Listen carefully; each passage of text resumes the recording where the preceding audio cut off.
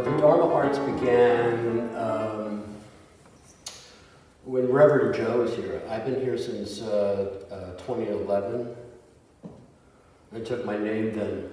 Wando Sion is my name in Korean Buddhism, which means Dharma pioneer or Dharma teacher. That's what Joe told me. So I've kind of always enjoyed that name.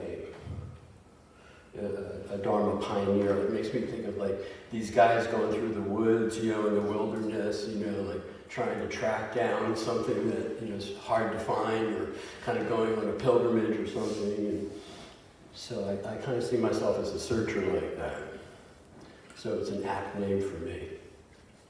So Joe and I were talking about this idea of the Dharma Arts, probably 10 years ago or maybe so, or I don't know.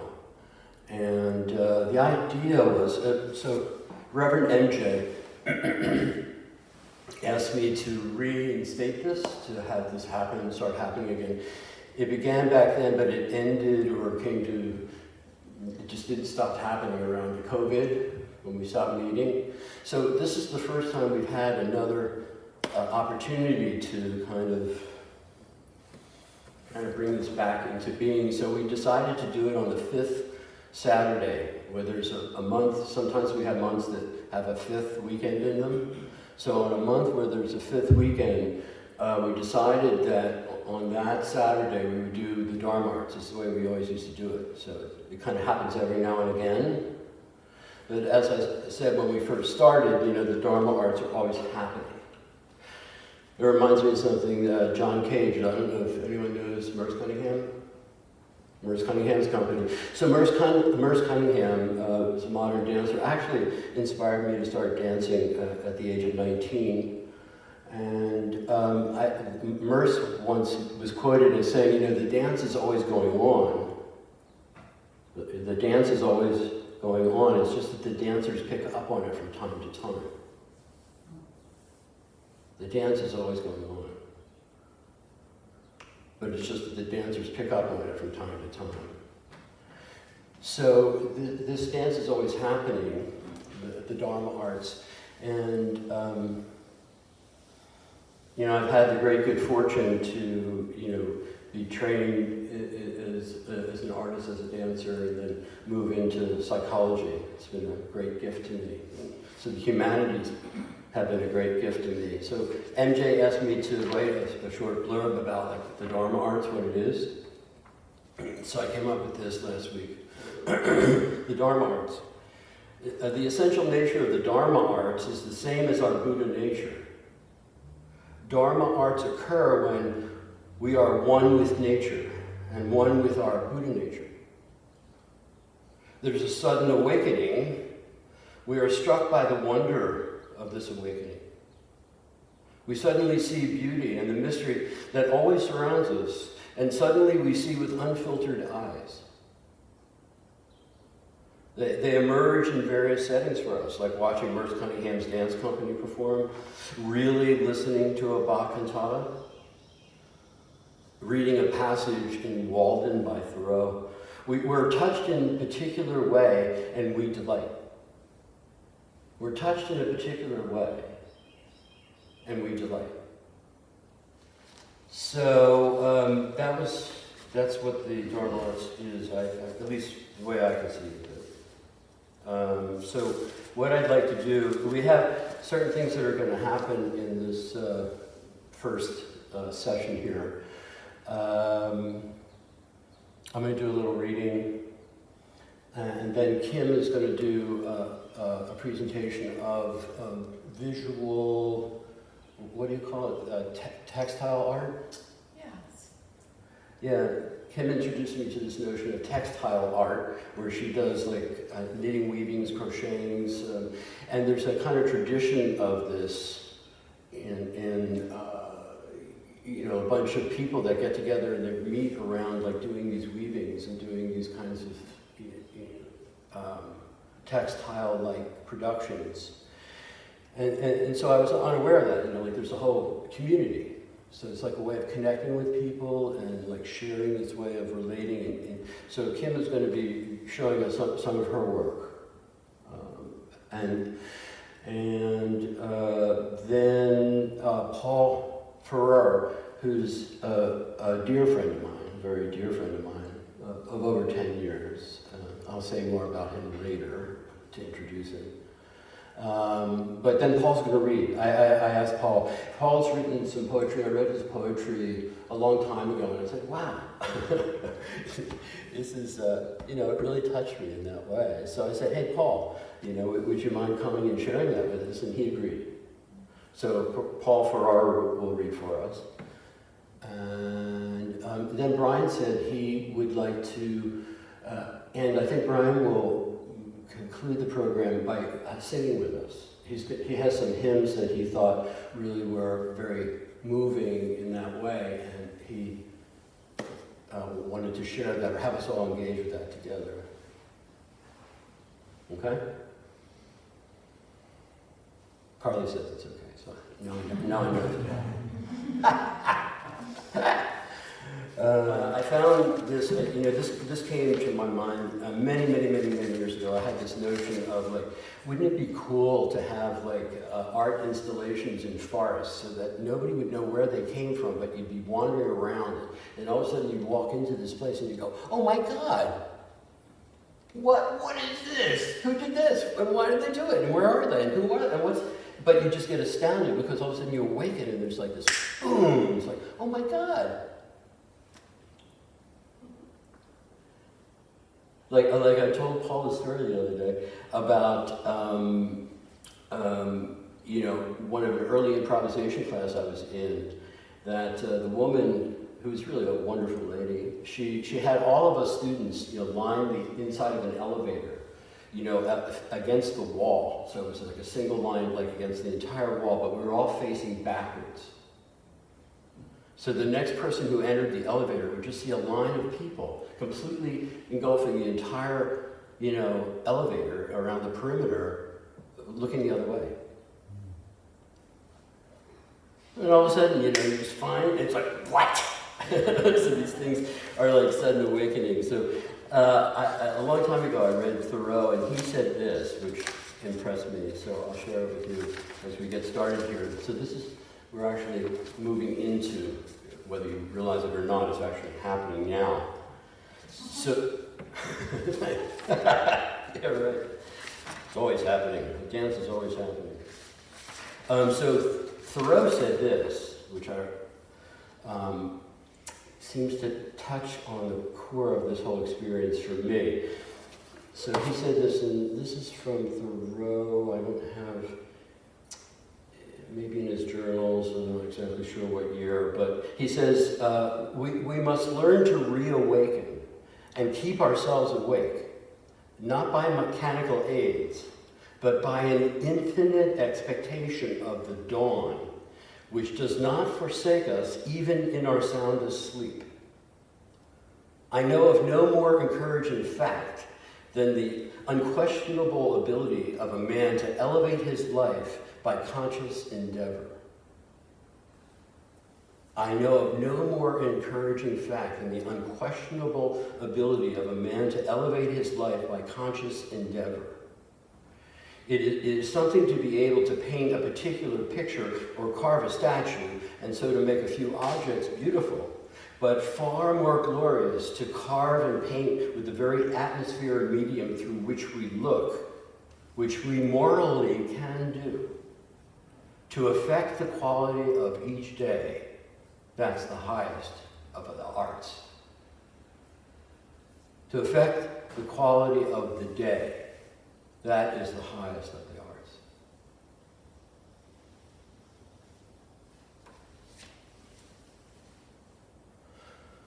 Yeah, so it's Dharma. It's like awakening, it's like being present and being alive and really conscious. And it happens from time to time, like a good piece of music, like something Bach does, those things that just oh my God, I can't believe I'm hearing this. So anyway, Rumi, let's see, one of my favorite Rumi poems, and I'll try not to go on too long if it seems tedious. I mean, I can go on. You know, I am a psychologist, so I was like, I really can go on. So, I don't want to get too out of hand here. But I could. But I definitely could. So, a couple more things and then we'll move on. Yeah.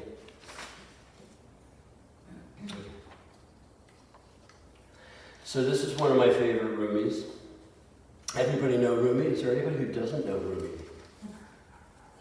Rumi was a 14th century mystic poet of the Sufi tradition out of Turkey. And he did these inspirational poems that were just like, it's like all of a sudden you're just present to the ultimate or whatever. So he has this piece called Buoyancy, which I love. So this is Rumi now. Buoyancy. Love has taken away my practices and left me with this poetry. Love has taken away all of my practices and it's left me with this poetry. I tried to keep quiet. I keep quietly trying to repeat, no strength but yours, but I couldn't. I had to clap and sing. I used to be a respectable person, chaste and stable, but who can stand in this strong wind and remember those things? A mountain keeps an echo deep inside of itself, and that's how I hold your voice. I am but a scrap of wood thrown into your fire and quickly reduced to smoke. I saw you and became empty. And this emptiness is more beautiful than existence. It obliterates existence, and yet when it comes, existence thrives and it creates more existence. The sky is blue. The world is a blind man squatting on the roof. But whoever sees your emptiness sees beyond blue and beyond the blind man. A great soul hides like Muhammad or Jesus, moving through a crowded city where no one knows him. To praise is to praise how one surrenders to this emptiness. To praise is to praise how one surrenders to the emptiness. To praise the sun is to praise your own eyes. Praise the ocean. Praise the ocean for what we say is just a little ship. And the sea journey goes on and on and on, but who knows where. But just to be held by the ocean is the best luck we could have. It's a total waking up. It's a total waking up. Why should we grieve that we've been sleeping? It doesn't matter how long we've been unconscious.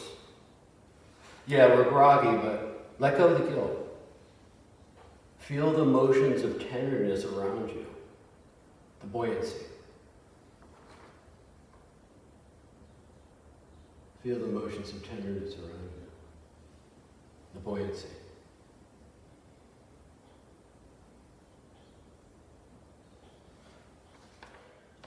One of my favorite Wendell Berry pieces, The Piece of Wild Things. It's very popular now. And Kim's nodding her head, so it seems like she's familiar with it. Maybe other people are familiar with it, but it's certainly one of my favorites, become one of my favorites. And what he says is, so this is The Piece of Wild Things.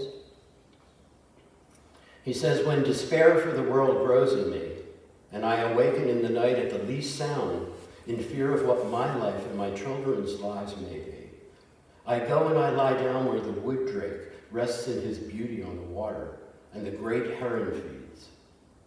I come into the peace of wild things, who do not tax their lives with forethought of grief. I come into the presence of still water, and I feel above me the day-blind stars waiting with their light. For a time, I rest in the grace of the world and am free.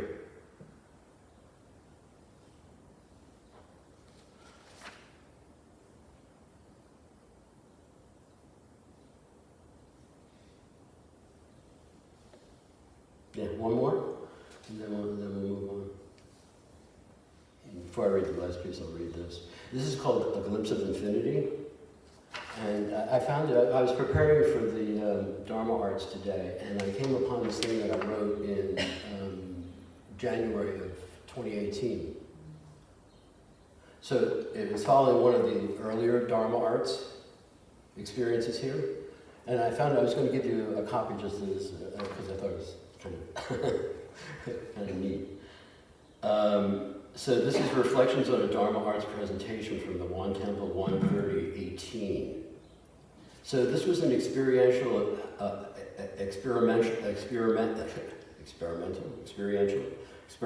Dharma talk, teed up as part of the Dharma Arts series, reinstituted by Doyle and myself to resurrect a project which began some years ago with Reverend Joe.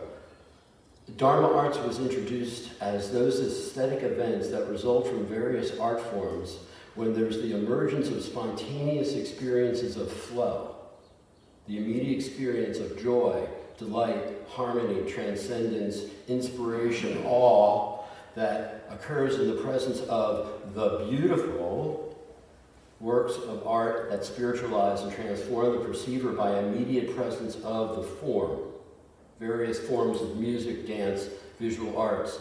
So the perceiver knows when this occurs because once it's occurred, it leaves the person altered, in awe. So in this particular experience, there was a haiku that I read. It went like this. In unison, from silence, birdsong begins at dawn. In unison, from silence, birdsong at dawn. So what I did is I read that like that, and then we chanted. And I asked people what their experience was like before and after the chant, and if I read to you what I read there, some people said that after we chanted for a while, they stopped conceptually thinking about how many syllables I had in it, and whether I did the structure right, and whether I punctuated it properly, and whether it had the appropriate number of syllables and all the other BS, And he said, I just listened to it, and it was like this opening. It's like all of a sudden there was no distinction. He was like, wow. So for me, that was the Dharma Arts. And so Hafez, this is cast all your votes for dancing. Hafez is contemporary of Rumi. They're kind of cut from the same cloth. So I know the voice of depression still calls you. I know those habits that can ruin your life still send their invitations. But you're with a friend now, and you look so much stronger that way. You can even stay that way and bloom. Keep squeezing drops of the sun from your prayers and work and music, and from your companion's beautiful laughter. Keep squeezing drops of sun from the sacred hands and glance of your beloved, and, my dear, from the most insignificant movements of your own holy body. Learn to recognize the counterfeit coins that may buy you just a moment of pleasure, but then drag you for days like a broken man behind a farting camel. You're with a friend now. Learn what actions of yours delight him. What actions of yours bring freedom and love. Whenever you say God's name, dear pilgrim, my ears wish my head was missing so that they could finally kiss each other and applaud your nourishing wisdom. Oh, keep squeezing drops of the sun from your prayers and work and music, and from your companion's beautiful laughter, and from the most insignificant movements of your own holy body. Now, sweet one, be wise. Cast all your votes for dancing. Oh. Kim, you want to step up? Sure. I enjoy fiber arts, and before I show you all of my stuff, I will explain. Again, I consider fiber textile, things that I knit and crochet. And I had learned this from my grandmother, my dad's mom. Although both my grandmothers did knitting, sewing, and my mother did. So when I first thought about what I was going to say here and how my art relates to what I've learned at Temple, you know, it took me back to my parents and honoring my parents and my grandparents. So I enjoyed doing this and was taught as a child, but really didn't do it again for years. And as I brought this art back into my life, I have some of my grandmother's old knitting needles and tools that she used that are very special to me, you know, just to hold and kind of honor her memory and what she taught me. I feel like staying in this art helps me to learn new things and practice new things, so it's stimulating for my brain. Because when I started, and I'll start here, this was one of the first things that I made as a knitting project. And, you know, I hesitate to label things good or bad. It just was, it's all a process, not the product to me. And, you know, it's fine. I still wear it. The other thing is that for me, the activity of knitting or crocheting becomes almost a moving meditation at times if I allow it to. Because there are some things that we knitters and crocheters fondly refer to as Netflix knitting, where you can just kind of go about it in a rhythmic way and just disconnect from things in the world. And I do love that. You know, I recently was traveling. I always take a project with me when I travel because there are many times that you're sitting in an airport and it's just a perfect escape. For me, you know, again, bringing me back to the practice here and meditation, I enjoy that time to disconnect from the world. I also enjoy making things for others and gifting things, so people who know that I do this will see things on, you know, Instagram or whatever and say, oh, can you make this for me? And I encourage people to ask me because how many ponchos and sweaters, this is a sweater I made, can I make for myself? So I like to learn new things and make things for others. And most recently, Philadelphia hosted a Philly yarn crawl, and it encouraged me to ask my friend Anne and others I know who enjoy knitting and crocheting to, you know, to participate. And the yarn crawl brought together groups of like-minded people. It encouraged us to go and support small business and people in the neighborhood that we wouldn't necessarily have gone to purchase any kind of yarn. And you know, in doing so, I like that it creates community, and you know, people think, oh, people don't do that anymore, but there's really quite a large community of people, and I like to find that community just like you are community here. So those are my couple thoughts about my craft and my art. And so just to show you, so we saw my first, one of my first knitting projects. This was crochet. My socks are knit. My backpack, which I've made for quite a few people, is very cute. This bag was something that I saw and had to learn this technique, and in doing so, once I completed the crochet part of it, I went in search of somebody who could complete it and make a handbag. So I made friends with the leather person in New Hope, if anyone's familiar with the leather shop on Main Street in New Hope. And he was very happy to line this whole bag, put a zipper on it, and make a strap for me. And this is one of my favorite projects ever. Again, similar technique to this bag. It carries my yoga mat for me, and people ask me all the time to make them this, but it took me a year to make this, and I'm not just making those for anyone. So,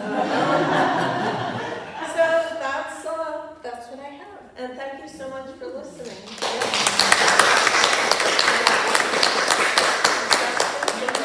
Can I ask you to talk about Sure. It fascinates me that you have a communal element to what I would consider a solitary practice. Right. I heard you coming together with others, and I heard you communing with ancestors through that shared heritage, which is really interesting to me. Do you ever sit and weave, crochet, or knit with groups of people? Yes. So one of my favorite shops to go to is in the La Hasca area, I guess, Peddler's Village. And I learned to make the socks there. Forgive my mouth, but my mom would have called it a stitch and bitch club. But this particular shop offers people an opportunity to make something they don't know how to make. And then they gather, and whoever wants to do it on a Saturday. There was a book years ago called the Nighttime Knitting Club or something similar to that. And it's very much like that. Anyone who wants to comes at noon, and we sit there for as long as you want. You get to touch all yummy yarns and pick what you like and learn in a group of people who you don't necessarily know, but by the end you could know. So again, it does offer opportunities to interact with other people. And like I said, anytime I do it, I use my knitting needles. I talk to Grandma Albertine. I need the sewing machine. I pray to my mom. The sewing machine is really old. I can't believe it still works. You know, those kinds of connections remind me of the people in my family, and who none of them are around anymore, but that I'm still doing things that they taught me to do. I'm sorry, one more thing. Could you briefly describe, when you sit down and pick up, what is the physical and mental change that happens to you as you begin that process? Yeah, I have to focus. So, you know, sometimes I tend to be a person with a short attention span, and I'm always, you know, trying to quiet the monkey mind. And this makes me need to count. Usually there are rows, so counting is necessary. And the rhythm of the sequence of the stitches, you know, the original poncho is knitted lace. It's 7 rows repeated. And, you know, there creates almost a rhythmic, like, chant in your head, or mantra of what you're doing over and over and over again to create those patterns. Could I ask a question? Mm-hmm. I was curious, what difference might you notice when you're engaging in your meditation alone versus when you're in a group? So in a group, it's easier to converse, and some projects aren't aren't geared towards that. So when I do things in a group, it's a different type of project and something where I'm really reading a pattern and trying to follow. But I guess, you know, it's just like any other social experience for me to be interacting with someone. Whereas there are times when I'm really in the thick of something I'm loving, and at that point I think, oh, I get to go home tonight and I can just, you know, relax and chill and get some work done on this certain project. Thanks, Jen. I was caught by your saying it's like a movie, knitting is like a moving meditation, when I allowed to be. And I was, in my own personality, said, you know, what part of our personalities gives us permission to allow ourselves to enter? Yeah, I like to pay attention to that too, and notice what I'm thinking as I'm working. Am I working and enjoying what I'm doing, or am I plowing through because I'm trying to get something finished, or have I lost my focus and I'm now in YouTube trying to figure out a better, faster, different way to do something. Thank you, everyone.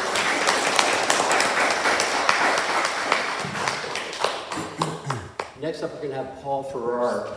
And So just a few words about Paul. I already mentioned that, somebody I've known for like over 10 years. Paul's a retired school psychologist, historian, had spent a lot of time in the early days out at Big Sur, Esalen, if people knew what that was. I mean, back in the day when I was a young man, that was like one of the more radical places to study, on the coast of California. Yeah, I see Mike was nodding his head. So some people can relate to this.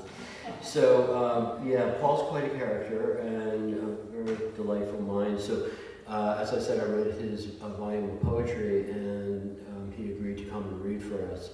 So Paul Farrar. Thank you. I grew up in a Southern Baptist church, and this feels horrible.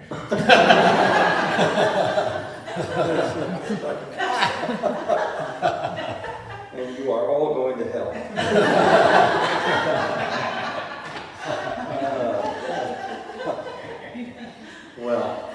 I'll try. I know we don't have a lot of time, but Barry had asked me to come here and just a little background, read you some of the poetry I've written. And, I wrote poetry a while ago, and I said, well, let me go find it. It's someplace, and I went up into this drawer in the attic, and I was trying not to get too dirty and open these drawers, and I found this old poetry. And what it really did was make me want to write poetry again. So I did, and I thought to myself, what I'd like to do with you guys is just read some of the things that I wrote, and I kept asking myself, gee, what is Buddhist poetry? What will go over big here in the house? The poetry I liked didn't fit into that too much. So I'm gonna read about 5 poems, and I don't want to. I thought to myself, in a situation like this, it's kind of like the Barnes Foundation. If you've ever been down there, they're all over the place and they're bumping into each other. And I just want to. I felt so good with being able to sit here quietly, and I said, wow, this is just open. There's openness. It's not nothing, but it feels like I don't have to fill it in with my iPhone or reading or putting on television and watching politicians kill each other.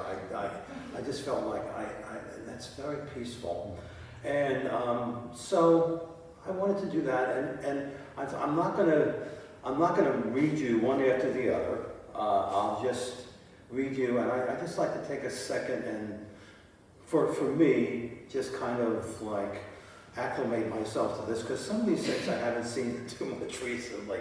And the last thing I wanted to do was, I started writing a poem after Barry talked to me, and I have it half written. And what I'm going to do is read you the half-written poem, and I'm not asking you for answers. It's half-written, and probably some of these poems, if I wrote them down, they would be different. But anyway, here we go. The first one I wrote, this is my Buddhist poem. My life seems off balance most of the time, at least not all put together. And then I tell myself, wait till you have everything straight. Wait till it's organized. Then you'll run through the daisies in the sun, and you'll call it life. But it never really happens. And I'm beginning to believe that I better live now at a 45-degree angle, because 45-degree angles are mainly what life's all about.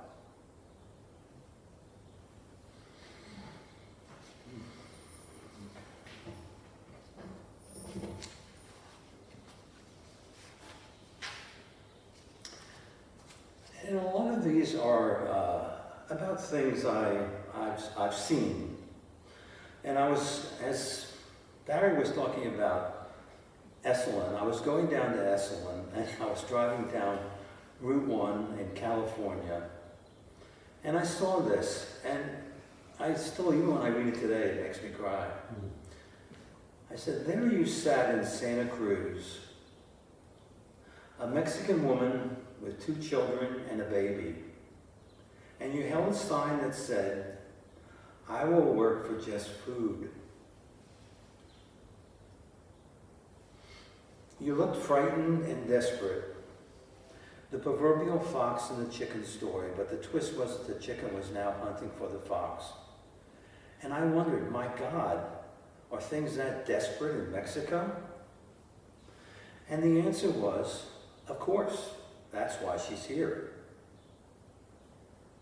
And somehow the talk in that affluent hot tub that night was drowned out by the picture of that Mexican woman and her babies with the empty bellies. Vayas con Dios. She's a Mexican Madonna seeking shelter in the night, looking for a place of refuge where she doesn't have to fight.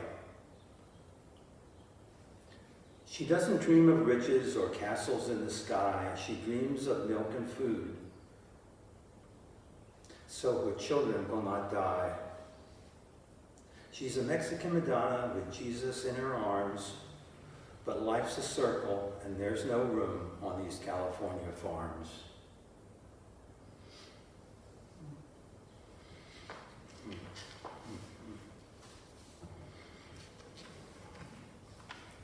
Really upset me when I saw that moment. Okay. I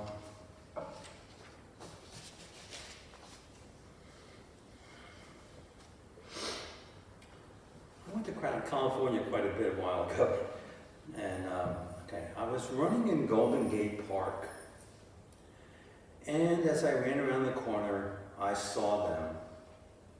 That young man with the bicycle, looking frightened and confused, and the policeman screaming at him to get his bike off the sidewalk and ride on the street.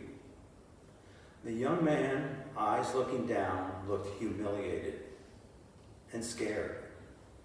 And then suddenly a young woman arrived, screaming with anger, a she-wolf protecting her own.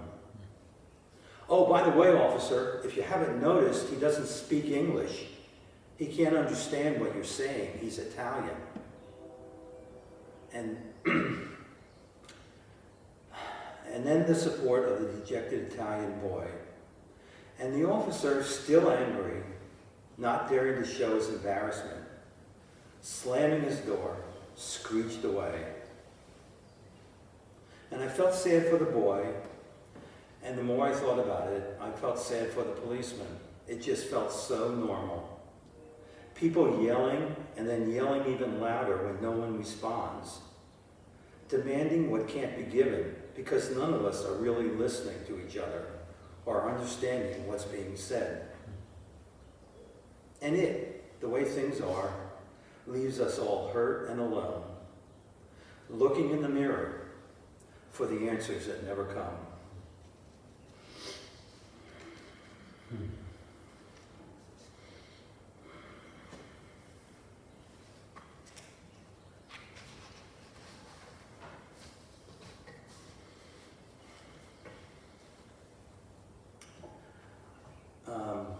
This poem, a background, I was going to the Bronx Zoo with a friend, and we had to take the train. And this is what I saw on the train. I said, black baby, I hope you're very strong.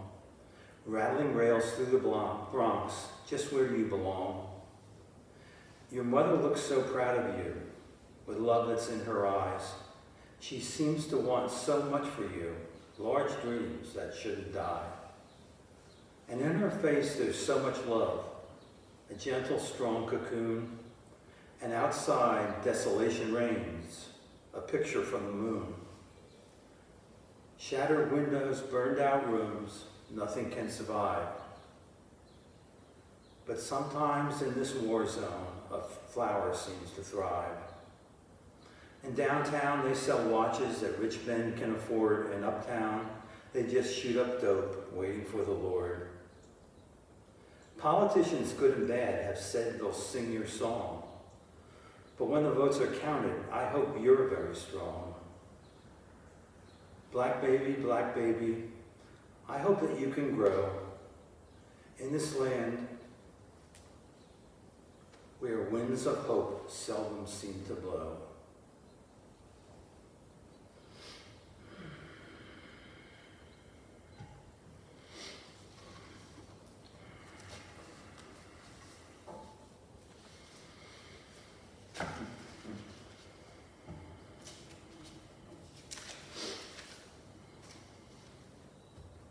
Last thing I'm going to do, I'm going to stop with this, but I started writing this, and I don't think it's done. Maybe it is. I don't know. But it's called The Elm Tree. And if I fluster around here, it's because it's not done. I hope. Okay.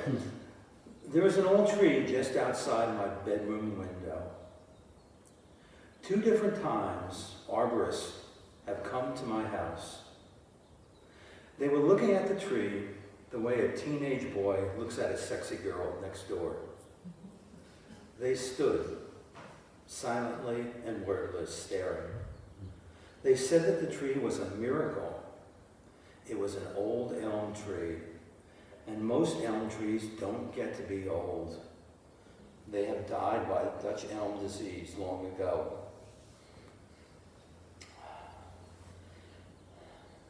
They said that the tree was over 350 years old. Wow.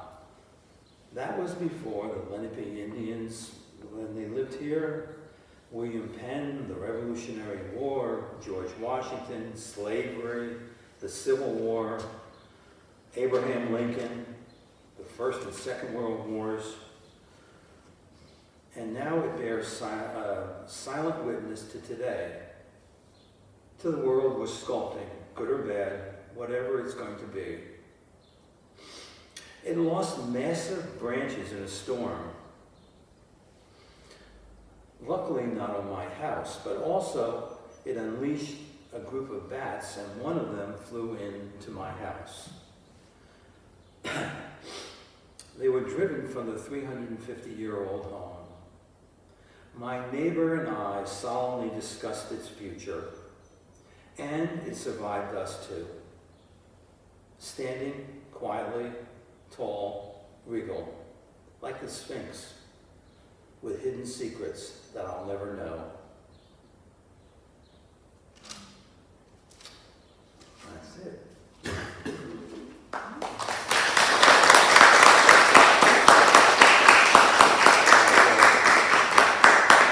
You know, when I was in the early 70s, introduced to Taoism, it seems like, you know, the Tao that can be spoken of is not the true Tao. So like somehow doing this in a way that we're able to like be present in a particular way, you know, offers that kind of conduit to this kind of opening. So that's kind of like what we were hoping to do through our practice in Buddhism, is that kind of you know, bringing things to a kind of immediacy, or in the present, in the here and now, without any filters or conceptualizations, like directly to the core. So I'm glad that people were able to participate, and I hope